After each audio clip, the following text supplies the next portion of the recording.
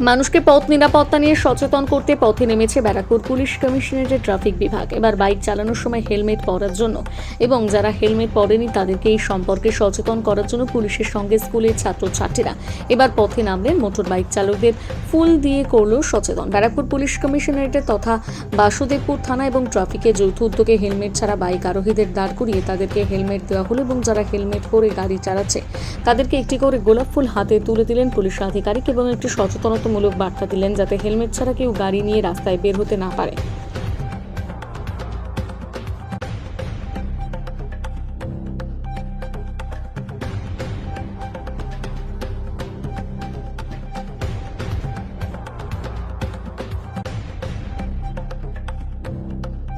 চালানো যাবে না। তো এই যে বেসিক সিভিক সেন্স গুলো রয়েছে এগুলো কিন্তু তুমি আমি সবাই কিন্তু জানি, কিন্তু আমরা কি করি, আমরা সেগুলো পালন করি না।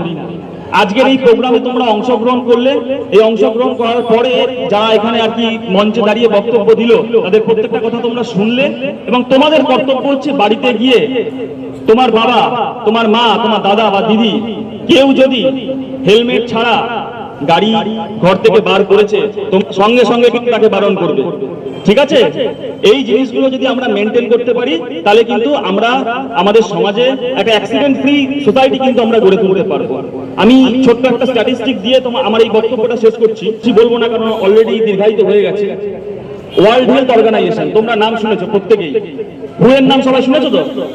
WHO প্রত্যেক বছর একটা স্ট্যাটিস্টিক বার করে, সেই স্ট্যাটিস্টিক অনুযায়ী আমাদের দেশে প্রত্যেক দিন 480 জন করে মানুষ কিন্তু এই রোড অ্যাক্সিডেন্টে মারা যায়।